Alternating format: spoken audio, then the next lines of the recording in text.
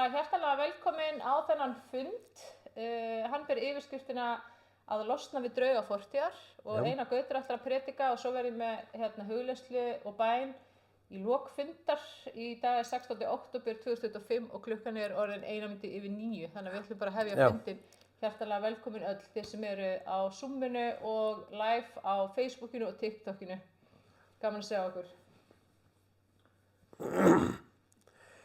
Ég ætla að gera það sem ég ger alltaf þegar við erum að hittast í biblíu og bænahópnum, að ég ætla að leggja fundin í Guðs hendur í bæn. Já, kæri Jesús, ég bara bið þig að tala til hvers og eins okkar það sem þú vilt segja við okkur og uppljúka þín orði fyrir okkur. Í Jesú nafni, amen. Sko, það er þannig að við erum ofta að burðast með eitthvað úr fortíðinni. Það getur verið biturleiki, það getur verið eitthvað sem situr í okkur. Og ég man eftir því þegar að þeir sem ég voru með í grunnskóla hittust eftir 15 ára hlé, héldu við partí og svo var einn komin svona aðeins í því, þá opnuðust bara flóðgáttir. Því að 15 árum áður þá hann ekki verið valinn í bekkjaliðið. Og þannig getur sko margt setið í okkur, sumtist okkur kannski af góðum ástæðum og öðru ekki. Mér fannst þetta fyndið þá, en svona þegar maður eldist á tekur maður miklu meira alvarlega að það er þung byrði að bera. Þegar eitthvað í fortíðinni situr í okkur og við losnum ekki við það. Í mínu starfi þá hef ég orðið var við það til dæmis þegar að náinn ástvinur deyr, til dæmis faðir eða móðir og svo hittast systkinin og það verið að ræða svona skiptin á búinu, að það kraum oft óuppgerðar tilfinningar hjá fólki. Og það getur verið að allir séu bestu vinir, en það situr samt eitthvað í hinum og þessum út af einhverju sem gerðist bara þegar þú verður krakkar. Og hugsið ykkur að bera þetta áratug eftir áratug. Og stundum getur við lent í áfalli að því einhver gerði okkur eitthvað, við getum orðið fyrir missi, eftirsjá, brostnir draumar og við getum verið föst í einhverju sem gerðist í fortíðinni eða við hefðum viljað sjá gerast í fortíðinni og gerðist ekki og þetta bara einhvern veginn fylgir okkur og plagar í raun og veru líf okkar. Og mér langar að segja frá því að einu sinni þá komu mennamáli við mig og vinn minn og vildi endilega við ferum til Þingvalla og bæðum fyrir þjóðinni. Jú, við vorum alveg til í það, þetta var miðan vetur, þetta var í janúar held ég, skítakuldi en við vorum vel klæddir og þá vildu þessir strákar sko biðja fyrir þjóðina Þingvöllum af því þar hefði svo margt gerst, biðja Guð að fyrirgefa fortíð þjóðarinnar sem að út af hefði borið, fólki hefði verið drektað og svo framvegis. Og við litum svona hver og annað, ég og félagi minn fannst þetta svona svolítið sérstakt sko, en letum tilleiðast. Og þegar að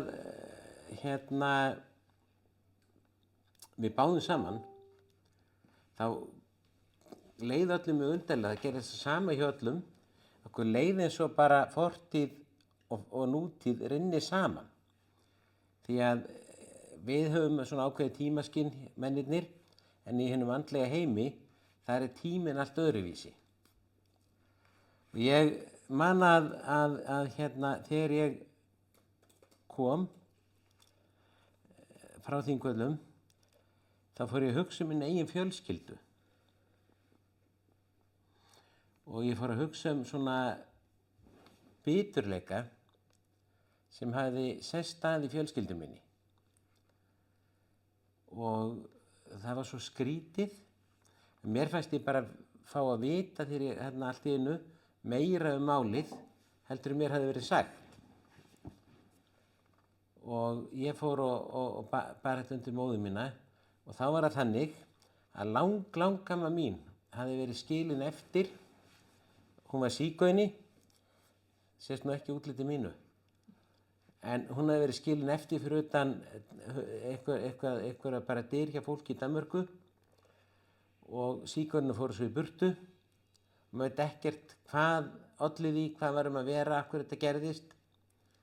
En ég upplifði að þetta hefði verið svona höfnun og mamma ég fór og sagði mömmu fór að ræða til mömmu mína. Já, þá sagði hún mér þetta, já.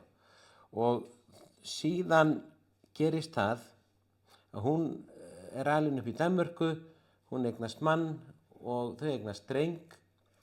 Og þessi drengur er langaði minn og kynntist langömmu minni sem er íslensk út í Kaupmannahöfn. Og hún verður ólétt en hann hafnar henni. Vill ekki giftast henni og hverfur úr lífi hennar. Það fylgdi rosalegu biturleiki langömmunni sem hún færði yfir til ömmu minnar. Sem hún færði yfir til móður minnar. Og svo færðist þetta áfram og bróðir minn hafnaði síðan foreldri minn. Og einhvern veginn, og ég bara sagði, Guð, ég vil ekki svona. Þá gerðist eitthvað innra með mér. Og það var eins og einhverju fargjaður leta, þetta var mjög skrítið. Ég get ekkert útskýrt það. En svona geta hlutir jafnvel gengið frá kynslóð til kynslóðar, draugar fortíðarinnar.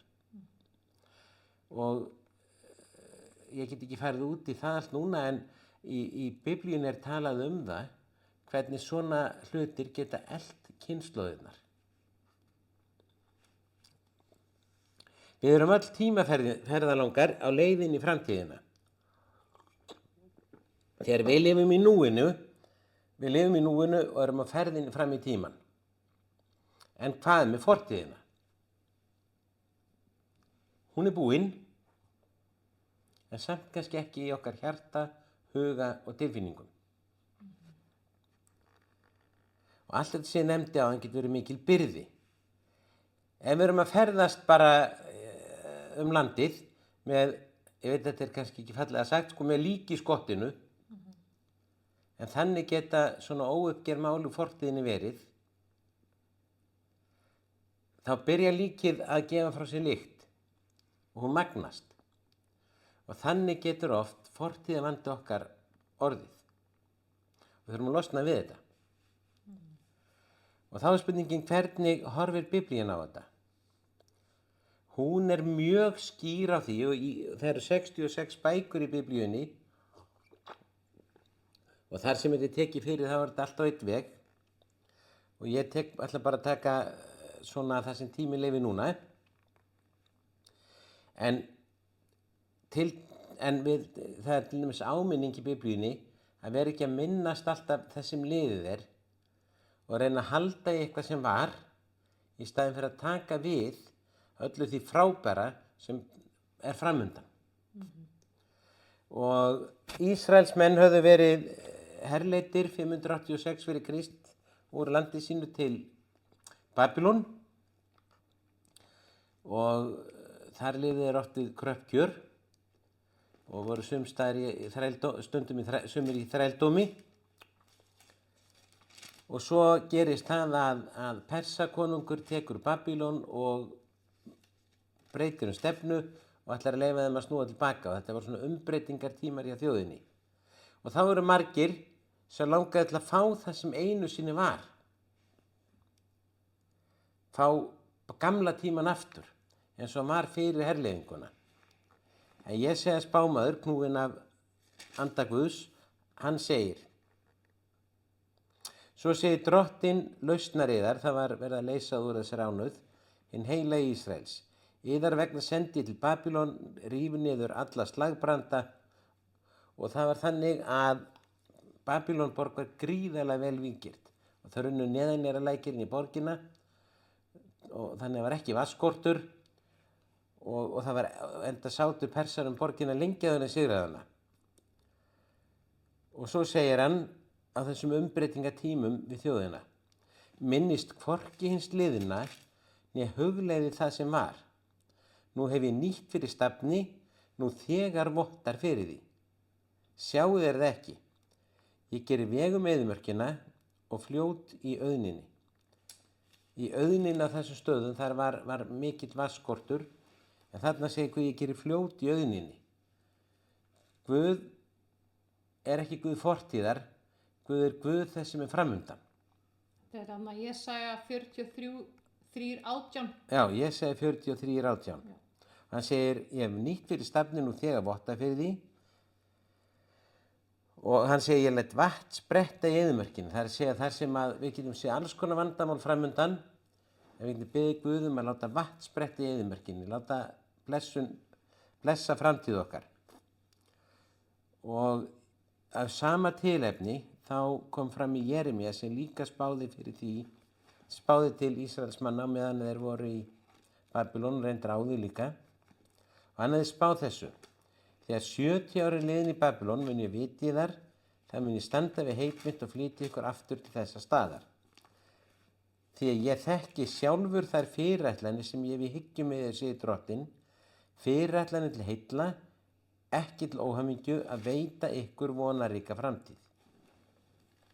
Þannig að fyrirætlun Guðs er að veita vonaríka framtíð. Amen. Og þessi 2 versa sem fjölda annara versa sem við kannski náum ekki að fara í núna, ganga út á það að fortíðin má ekki trufla framtíðina. Þetta er Jeremía 29:11. Já, Jeremía 29:11. Og eitt af því sem að Biblían kennir, það er fyrirgefning. Fyrirgefning er mjög misskilið hugtak. Sumir upplega fyrirgefningu sem að auka niðurlægingu sína, að fyrirgefning sé að viðurkenna það sem samþykkja hvað sem gert hefur verið, eða láta eitthvað komast upp með eitthvað slæmt sem hann gerði. En í Biblíunni er fyrirgefning ákvörðun okkar að gera upp fortíðina og láta hann ekki plaga okkur lengur. Að segja skilið við slíka hluti. Og það er mjög eitt merkilegasta versi sem finnst mér í Biblíunum, þetta er í Jesaja 43. Þar segir spámaðurinn og Guð talar gegnum spámanninn, þú er ekki ákallað með Jakob, né þreytt til mín vegna Ísrael. Og svo segir að þeir hefði vanrækt alla fórnir sem þeim bara að framkvæma og hvað þeir hefði vanrækt, svo segir nei, þú þreytt mér með syndum þínum, íþyngt mér með sektinni. Þannig kemur bæði hvað þið gerðu ekki og hvað þið gerðu rangt. Og hvernig bregst Guð við? Í 21. versi segir Guð, ég afmái afbrot þín sjálfs míns vegna.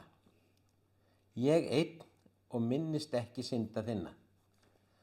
Guð segir sjálfs míns vegna ætla ég ekki að dvelja á þessum stað.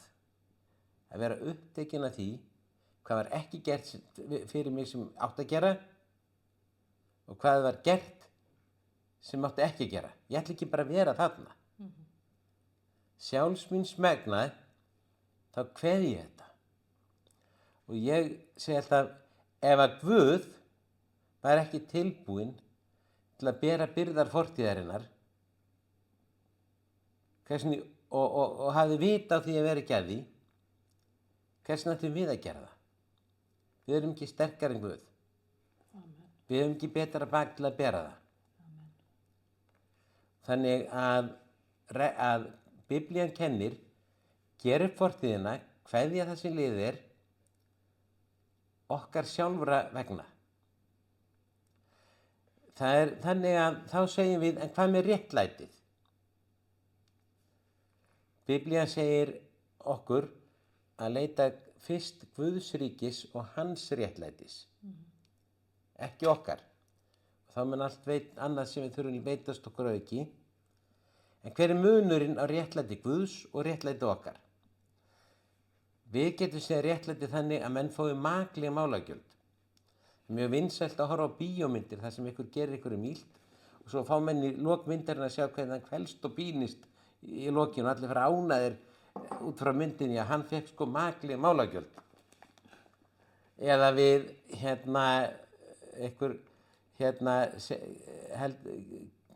heldur ykkur fram og kemur okkur í vandræði, svo kemur í ljós að hann er rangt fyrir sér og við getum sagt, já, ég sagði þér það. Þetta er okkar réttlæti stundum, mannlegt réttlæti. Og sum eru svo uppteknir af því að sá sem er gert okkar hlut, þau þurfi að viðurkenna að hann hafi gert eitthvað okkar hlut.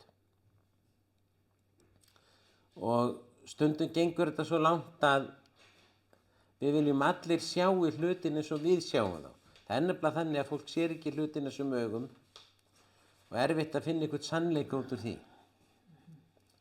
En Guðs réttlæti er þannig, réttlæti í Biblíunni er þannig, að ef eitthvað er skakt eða bogið, þá er það rétt við aftur. Það sem hefur farið aflaga er komið í lag á ný.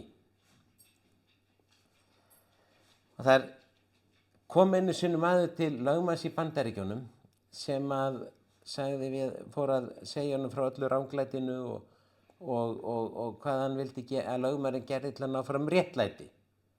Og þegar að lögmaðurinn var búinn að hlusta á alla rómsuna og var búinn að rekna út sko í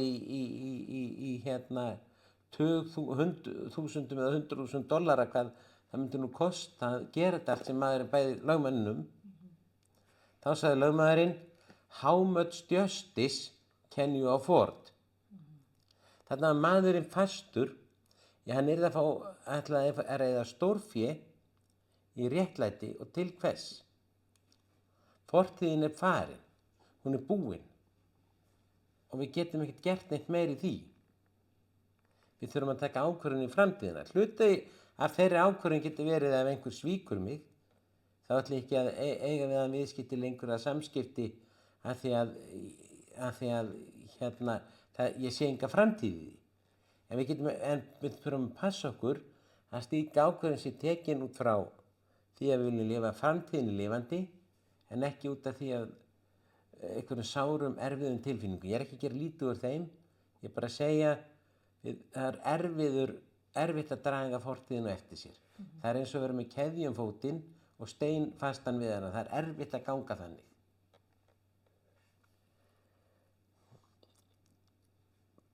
Það eru fleiri vers sem sýna hvernig afstaða Drottins sjálfs er til fortíðarinnar.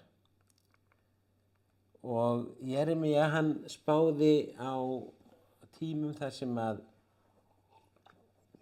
Ísraelsmenn voru fjarri því að halda sáttmálann við Guð, dýrkuðu aðra guði og gerðu mjög ranga hluti, stjórnkerfið í rúst og spillingi mikil. Og þá kemur versið með svona. Þetta er Jeremía 31:31-34. Þeir dagar koma, segir Drottinn, þegar ég geri nýjan sáttmála við Ísraelsmenn og Júdamenn. Guð hafði gert sáttmála við þá, en ákvað að gera nýjan. Og þegar Jesú var að snæddi með lærisveinum síðast skiptið þegar hann var handtekinn og deyddur á krossi, þá sagði hann við þá, kalla síðasta kvöldmáltíðin, þá réttaði hann bikar og sagði, þetta er kaleikur hins nýja sáttmála í mínu blóði. Og svo segir Guð áfram, þessi nýji sáttmáli verður ekki eins og sáttmáli sem ég gerði feður þeirra þegar ég tók í hönd þeim og leiddi út af Egyptalandi. Þeir röfuðu þann sáttmála þótt ég vera herra þeirra. Þannig er sáttmáli sem ég mun gera við Ísraelsmenn þegar þessi dagur liðnir. Ég legg lögmál mitt þeim í brjóst og rit á hjörtu þeirra.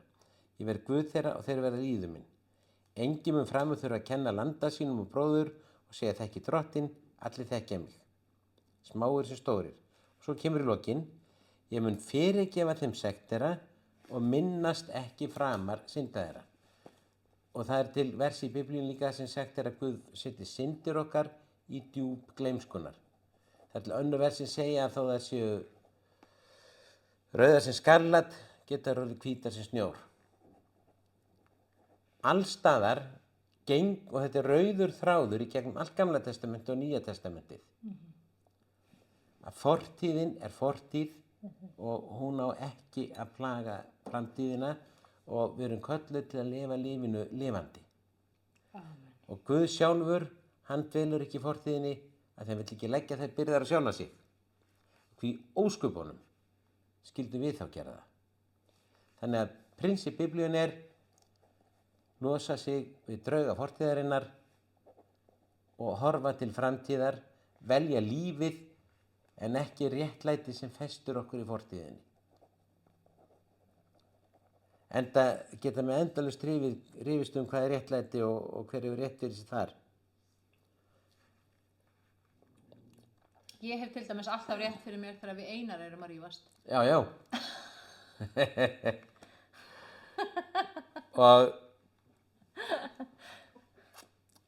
þegar að, sem sagt, Guð, þegar sáttmælinn var gerður fyrir Jesú, þá er Jesú kallaður lambið sem var slátrað frá grundvöllum veraldar, og þetta er svolítið sérstakt að því að Jesú var krossfestur sirka 33 eftir Krist, og það er svo nokkurn megin nálægt í ártali, en hann er sagður lambið sem slátrað frá grundvöllum veraldar. Og Biblían kennir að sko Jesú óttaðist ekkert að vera negldur á kross. En þegar hann bæði Getseman að bikarinn færi frá honum, það var annað sem hékk á spýtunni. Hann átti að fyrir utan alla tíma, því að Guð er ekki háður tíma, þá átti hann að bera synd okkar, sjúkdóma, skömm okkar, þannig að það er engin svo þjáning. Biblían segir að hann var gerður að synd okkar vegna. Það er engin svo þjáning, það er engin svo einmannleiki, það er engin sá biturleiki, það er engin sá sársauki sem Jesú þurfti ekki að upplifa í botn dýpra en nokkur maður annar hefur upplifað. Allt sem við gengi í gegnum hefur hann upplifað í botn, utan allra tíma. Hann dó fyrir mannkynið, fortíð, nútíð og framtíð. Hjá nafn Guðs er, ég er. Hann er, og hann, fortíð, nútíð og framtíð er eitthvað sem hann setur, en Jesú dó utan allra tíma. Og gerði upp allar okkar syndir, og gerði upp fortíðina til þess að framtíðin væri okkar. En við fyrirgefum okkar sjálfra vegna það, og þá er eitt sem Biblían kennir okkur, og það er ofsalega erfitt oft á tíðum, og það er eins mér oft átak að sleppa. Mér langar ekki að sleppa þegar einhver gerði mér eitthvað. Mér langar minnst að fá að vera í fílu við henni ákveðin tíma, sko. Og mér langar og eins og við þekkjum kannski, það er ekkert erfiðara heldur en einhver ætlar að eyðileggja fyrir okkur góða fílu. En stundum þá, já, er erfitt að sleppa. Og ég heyrði einu sinni sögu hvernig á ákveðnum stöðum apar væru veiddir til að ná því lifandi. Það var gerð hola í tré og það var sett hneta, og apinn einhvern veginn fenginn til að setja hendina inn í holuna og grípa hnetuna. En við það hann kreppti hnefann, þá komst höndin ekki út aftur. En apinn, hann sleppti ekki því sem hann var búinn að ná taki á, þó það kostaði hann frelsið. Og ef við sleppum ekki tökum á hlutum, þá getur það að kosta okkur svo mikið í framtíðinu. Það er ákveðni fjötrar fólknir í því. Og þá leitum við til Guðs. Það eru hlutir sem er bara erfiðari heldur en við ráðum við sjálf. Og svona hluti geta stundum verið það. Ef við tökum AA-samtökin sem dæmi, þá eru þau að hjálpa fólki sem er að glíma við áfengis- og vímuefni og er búið að reyna allt, en það ræður ekki við það. Þá er það kennt að setja allt í hendur æðri mætti. Og það láti liggja milli hluta hvernig menn skilgreina hann, en það verður að segja, þetta er þér ofvaxið, gefstu upp og láttu lífið þitt í hendur æðri mætti. AA-bænin, hún er akkurat í hnotskurn þar sem Biblían kennir þessi mál. Að Guð gefi æðruleysi til að sætta sig við það sem er ekki hægt að breyta. Eitthvað sem er búið að gera. ef við erum föst í einhverju sem er ekki hægt að breyta og erum ósátt, það hefur engan tilgang. Að vera ósáttur breytir ekki staðreyndum. Og breyta því sem við getum breytt og við til að greina á milli. Að sættast í fortíðin ekki að samþykja það sem hefur verið gert. Við erum bara að kveðja hana. Og það er ekki þannig að þegar við lendum ykkur í fortíðinni allt verði eins aftur. Þegar ég hittist Söru þá hafði hún einn stóran kalla, hún hataði lúpínuna. Og ég var í svona grúppu sem hét Vini lúpínuna og gerði það skömminni að skráða hann í grúppuna. Þá stofnaði hún nýja sem hét Óvini lúpínunar og addaði mér inn í hana, að mér forspurðum. En þessi jurt, að þar sem hún fer þar tekur hún yfir víða og það sem var kemur aldrei aftur. Svo getur menn deilt það þegar hún fer, hvort að menn séu mönnum finnist það til góðs eða ills, en það verður aldrei aftur það sama. Og þannig er það oft þegar við erum að gera upp fortíðina, við getum ekki alltaf fengið tilbaka það sem var. Og Guð var þess að vara Ísraels með við að hugsa það sem var liðið. Horfa frekar á það nýja sem væri framundan. Sem verið ennþá betra en það sem áður var. Og við höfum að búa til góða framtíð. Þess vegna sagði Guð, áætlanir mínar, Jeremía 29, 11, er að gefa ykkur vonaríka framtíð. Þannig að Biblían kennir, gef upp fortíðina, gerir svo apinn ætti að gera sem var fastur með hnefaninn í trénu, sleppa og draga höndin út. Láti ekki mannlegt réttlæti þvælast fyrir sér, heldur taka þetta guðlega sem er að rétta hlutinu við. Láti eitthvað gott gerast í lífi sínu nýju. Réttlæti má ekki þvælast fyrir lífinu. Og fara ekki með svona inn í framtíðina. Það er mjög skemmtileg vers í Kórinthubréfinu 15. kafla, þar sem að Páll er að tala reyndar þá í samhengi við upprisu dauðra, en hann kemur svona stór prinsip í þeim kafla sem eiga við miklu fleira. Og prinsipin eru þessi: þegar við sáum einhverju í vansemd, eins og hann kallaði, við getum sáð biturleik okkar, sársauka okkar, reiði okkar, eftirsjá okkar og gefið það til Guðs.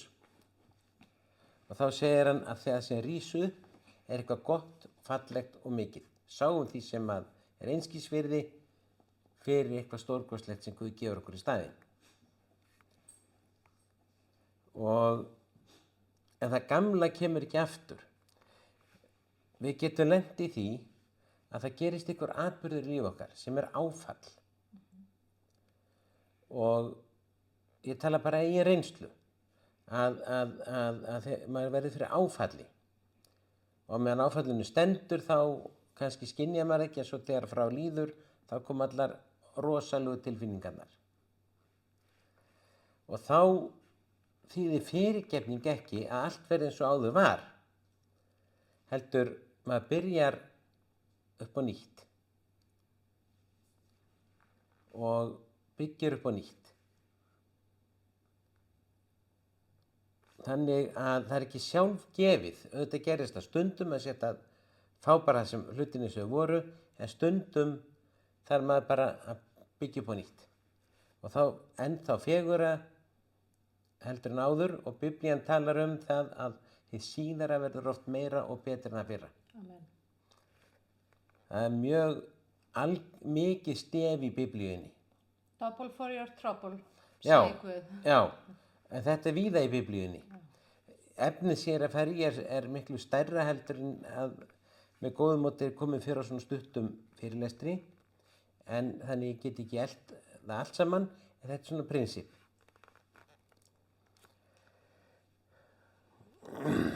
En það þýðir ekki að við eigum að bæla tilfinningar okkar.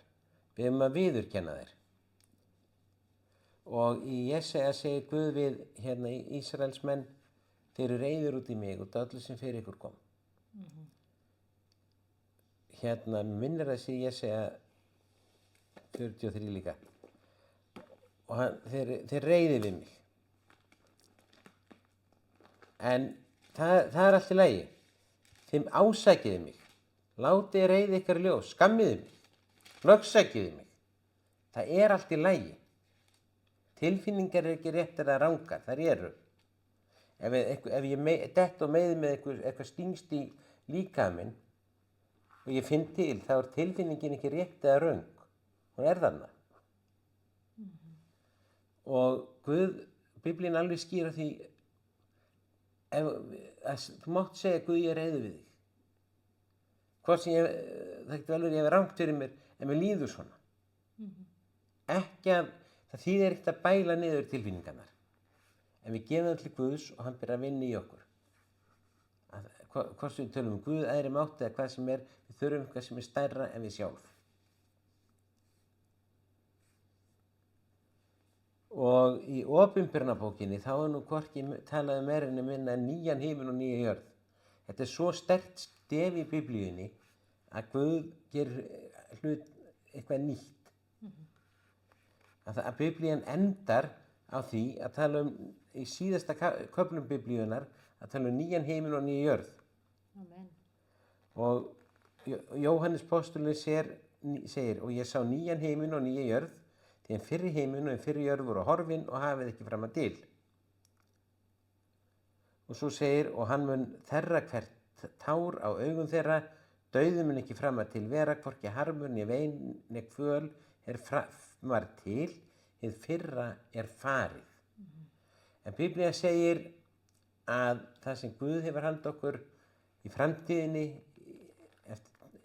eftir dauðan og allt slíkt, hann vil byrja það strax hér á þessari jörð.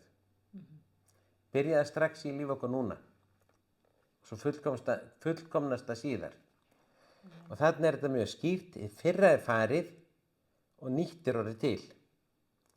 Og svo í 5. versi segir, sá sem í hásætinu sat sagði, sjá ég geri alla hluti nýja. Við höfum vitað að henda gömlu þvottavélum þegar það virki ekki, en við verðum líka að vita að henda ykkur úr fortíðinni þegar það virkar ekki lengur og fá okkur eitthvað nýtt. Og svo hérna segir Guð, ég er alfa og omega upp á endurinn, ég mun gefa þeim ókeypis sem þyrstur er að lind lífsins vatns. Og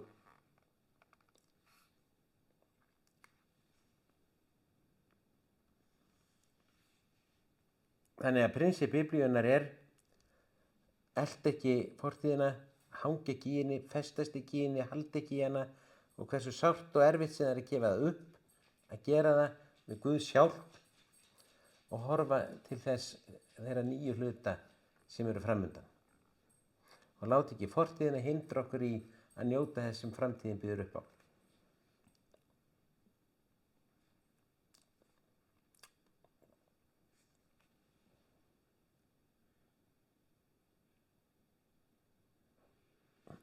Í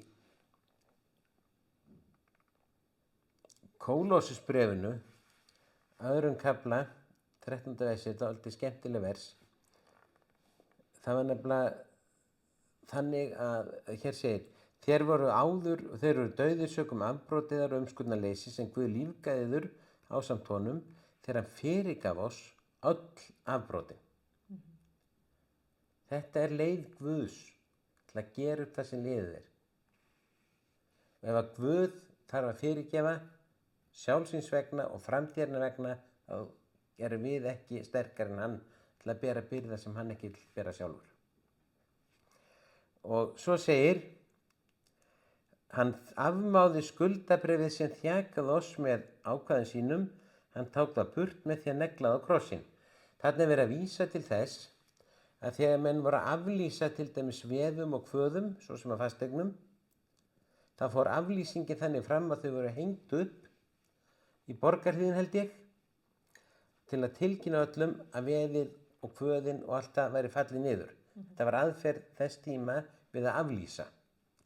Það fyrir við bara til sýslumannsins. Alveg sama fyrirbærið. Og þannig er Páll að segja, þegar Jesús dó á krossið, þá afmáði hann skuldabréfið sem þjakaði okkur. Amen. Með ákvæðum sínum. Og við höfum oft heyrt fólk tala að sé þjakaða skuldabréfum. Vextir, verðtrygging, stökkbreyting lána og svo framvegis. En hann tók skuldabréfið burt með því að negla á krossin, hann aflýsti því. Amen. Og í Rómverjabréfinu, 10. kafla, að þar segir Páll, hver sem ákallar nafn Drottins verður hólpinn. Og hann segir okkur hvernig að við getum eignast nýtt líf í Jesú Kristi. Amen.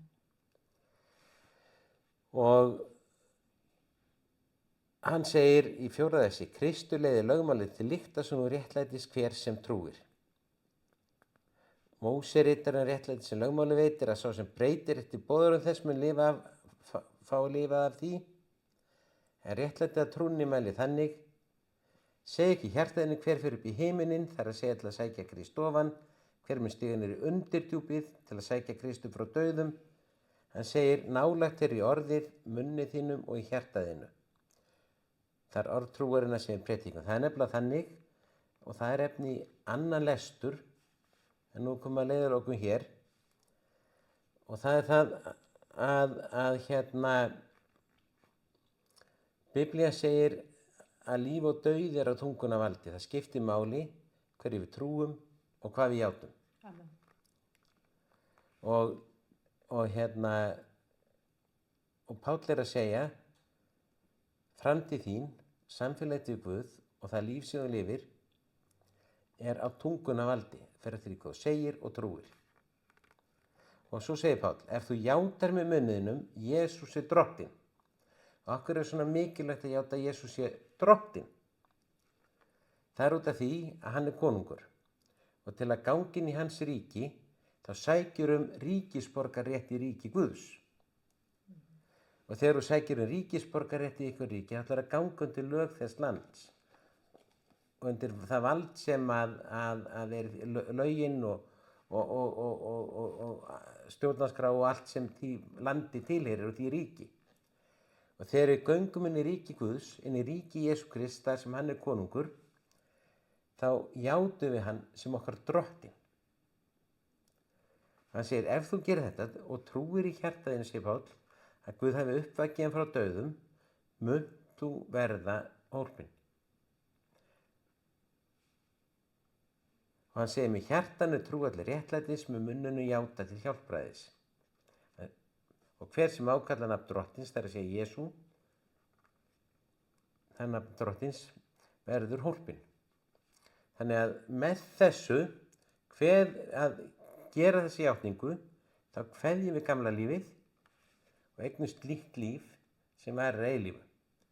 Og það er bara einni bæn í burtu og ákvörðunin til að stíga inn í það, hún er í munn okkar og hjarta. Amen. Þegar við játum Jesús sem drottinn og trúum á hann. Amen. Og við ætlum að gera það núna í bæn og svo tekur þú við, Sara. Ok. Já, kæri Jesús, Kæri Jesús, ég trúi því að þú lifir í dag. ég trúi því að þú lifir í dag. Ég gef þér líf mitt Ég gef þér lífið mitt og gengst undir þitt yndislega vald. og gengst undir þitt yndislega vald. Amen. Amen. Amen, takk fyrir þetta. Við ætlum að fara í smá hugleiðslu og bæn og ég er búin að skrifa hérna nokkra punkta niður úr lestrinum hans Einars, þar sem við ætlum að í rauninni framkvæma í hjart okkar og í hug okkar það sem að Einar var að kenna. Við ætlum að gefast upp fyrir Guði og gefa okkur honum á vald. Við ætlum að fyrirgefa og taka á móti fyrirgefningu Guðs. Það er svo oft sem að við höfum ekki raunverulega í trú tekið á móti fyrirgefningunni sem að Jesús hefur gefið okkur. Og þegar við höfum ekki gert það, þá eigum við stundum erfitt með að fyrirgefa, eða getum það jafnvel ekki. Fyrirgefa sjálfum okkur, fyrirgefa öðrum og síðan ætlum við að fyrirgefa fortíðin og afhenda allt. Alla fortíðin og öll afbrotin og áföllin og erfiðleikana. Við ætlum bara að afhenda þetta allt til Guðs, inn í hans ljós og bara hann tekur þetta fyrir að sá þessu til hans og Guð gefur okkur einhverja stórkostlega blessun í staðinn þegar við tökum þetta traust og trúarskrif til hans. Við ætlum að afhenda Guði allar byrðar fortíðarinnar, öll veikindi og við ætlum að sleppa. Og stundum vitum við ekki einu sinni hvað það sem við þurfum að sleppa tökunum á en Guð veit það. Og það nóg fyrir okkur að segja, Jesús, ég ætla að sleppa öllu núna sem að þú vilt að ég sleppi. Hann þekkir okkur betur en við þekkjum okkur, hann veit nákvæmlega hvað það sem að við þurfum að sleppa í dag.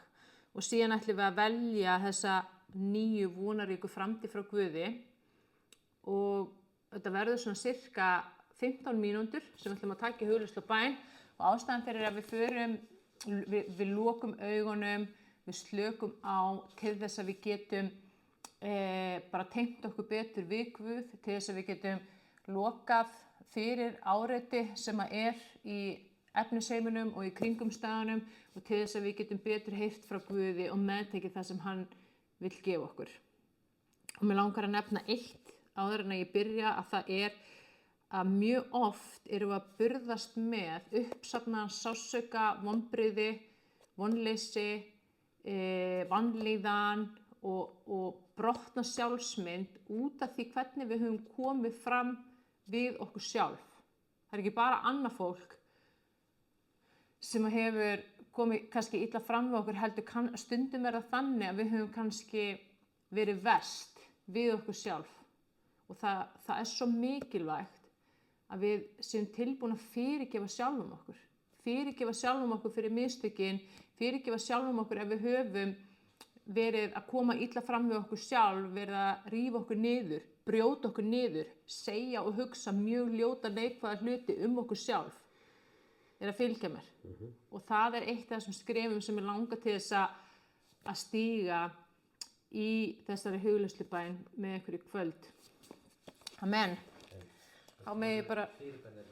Já. Svo voru komnar inn tvær fyrirbænir og í lokin þegar stundin búin þá ætlum við að taka fyrir eða eitthvað spurningar og fyrirbænir. Þannig að ef þið viljið staldra við og vera með því þá endilega gerið það en stundinni verður formulega loki eftir þessa hugleiðslu bæn. Amen. Þá ætlum ég bara að bjóða þér að koma þér þægilega fyrir hvort þú situr eða liggur og ég ætla að bjóða þér að draga djúpt inn andann og bara loka augunum leið og blæst frá og leyfa þér að finna hvernig þú svífur inn í þægilega himneska slökun og afslöppun og ró. Og ég bara legg þessa stund, þessa hugleiðslubæn í þínar hendur Drottin og ég þakka þér fyrir að þú stýrir þessu. Ég þakka þér fyrir heilagur andi að þú talar í gegnum mig og að þú færir hverjum og einum sem hérna með okkur nákvæmlega það sem viðkomandi þarfnast núna í Jesú nafni. Og hugleiðslubænin virkar þannig að ég tala út bæn og síðan endurtekur þú annaðhvort uppátt eða í hljóði bara það sem hentar þér betur og síðan höldum við áfram. Amen. Já, Drottin, ég kem fram fyrir þig núna með iðrun í hjarta. Bara iðrun gagnvart allri fortíðinni og því sem hefur átt sér stað. Og ég bara iðrast syndana, sektarinnar og afbrotana og í Jesú nafni þá bara afhendi ég þetta til þín núna. Og ég þakka þér fyrir Jesús að þú hefur fyrirgefið mér að þú hefur fyrirgefið fortíð minni og afmáð alla synd, öll afbrot og alla sekt.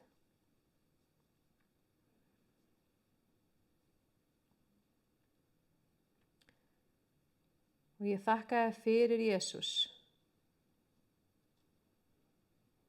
að því að ég trú á þig, þá er ég réttlátur.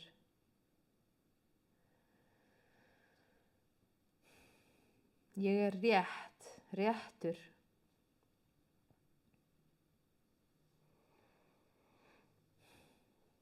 Ég er saklaus í Jesú nafni.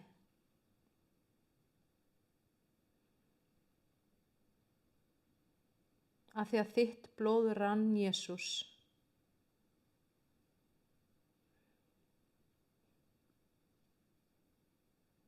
þá er ég réttur í augum þínum.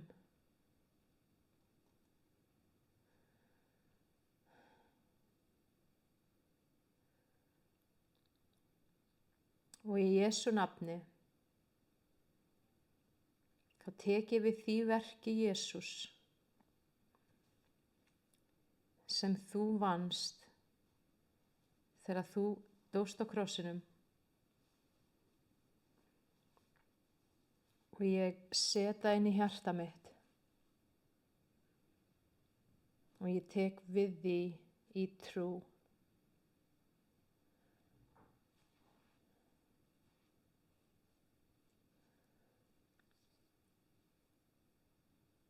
Og ég tek ákvörðun frá hjartanu að fyrirgefa sjálfum mér allt frá upphafi.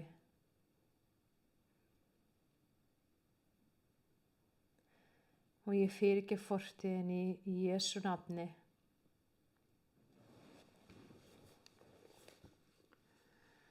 Og ég vel að afhenda alla mína fortíð inn í ljósi þitt, Drottinn, núna. Ég sái þessu til þín. Ég sái öllum áföllum, allri þrengingu, öllum vonbrigðum, öllum sársauka,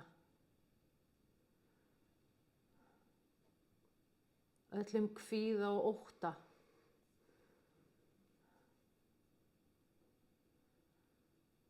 Allri sorg og öllum harmi. Í Jesú nafni sá ég þessu til þín, Drottinn, og ég þakka þér fyrir að þú lyftir þessari byrði frá mér núna.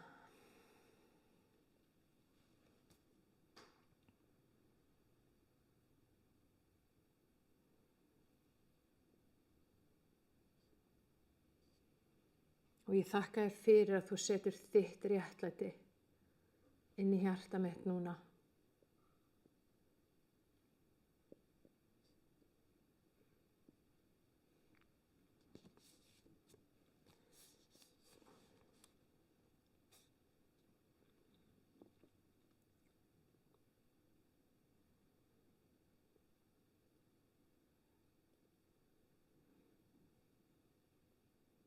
Og ég ætla að biðja núna heilagan anda, komdu heilagur andi. Og ég þakka þér fyrir að þú ferð sem vindur í gegnum hjörtu allra sem er að hlusta. Og þú bara hreinsar burt allt það sem er ekki frá Guði núna í Jesú nafni.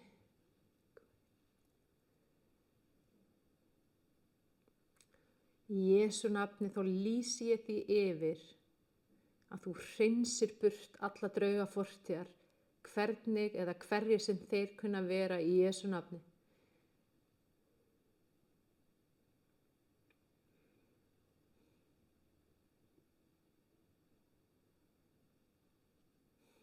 og þú sáir þínum fræjum heilagur andi sem eru fræ réttlætis, fyrirgefningar, heilbrigðis, allsnægta, sakleysis, kærleika,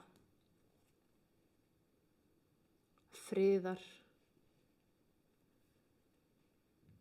frelsis og hamingju.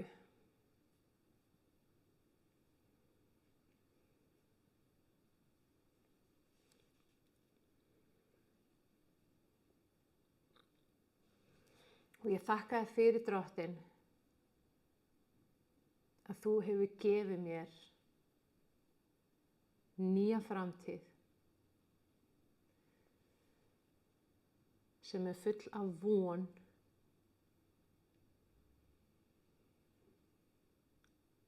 og ég tek við henni í hjarta mitt núna.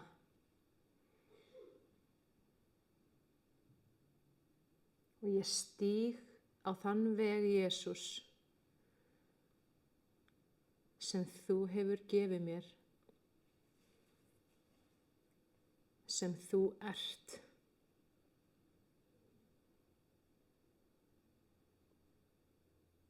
Og ég vel að ganga þinn veg.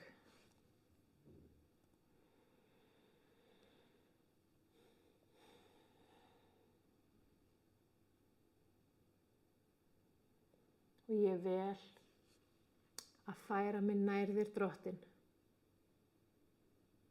Ég hleyp til þín núna.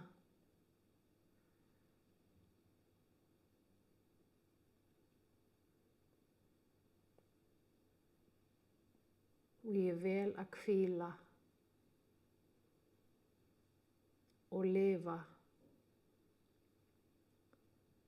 í þínu ljósi.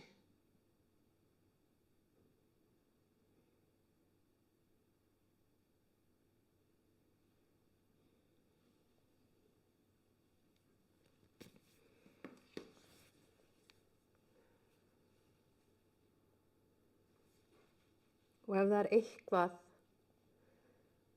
sem ég þarf að sleppa eða fyrirgefa,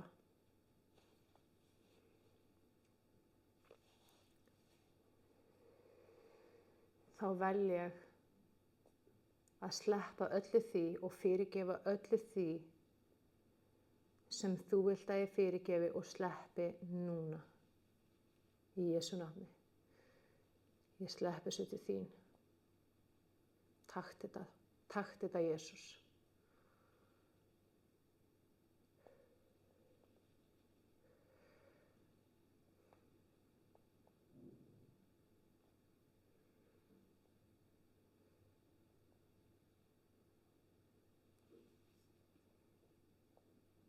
Síðan ætlum við að taka núna kannski svona bara 2 til 3 mínútur þar sem við ætlum bara að hvíla í Guði. Við ætlum ekki að gera neitt nema bara hvíla í honum.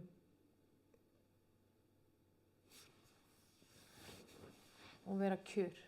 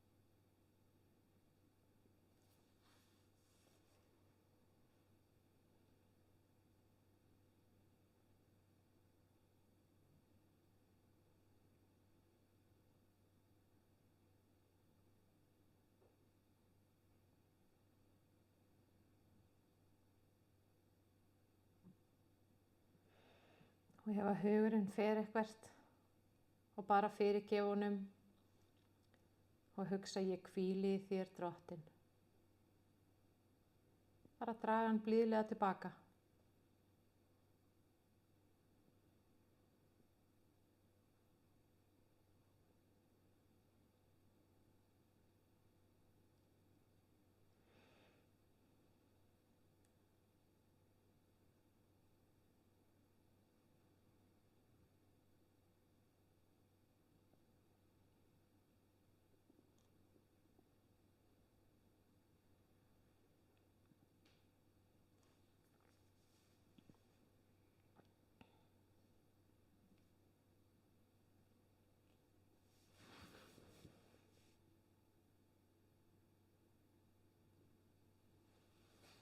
Og áður en að við opnum augun og komum aftur tilbaka, þá langar við bara til að biðja fyrir öllum sem að hlusta.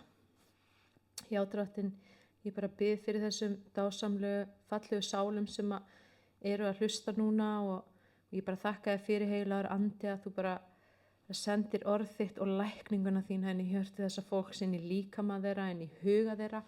Ég þakka þér fyrir að þú fyllir huga þeirra og hjarta af gleði og fögnuði og frelsi í Jesú nafni. Þakka þér fyrir að þú ert búin að afmá allt myrkrið úr fortíðinni og eftirsitja gimsteinar og gull og gersema sem reynsla og viska og styrkur.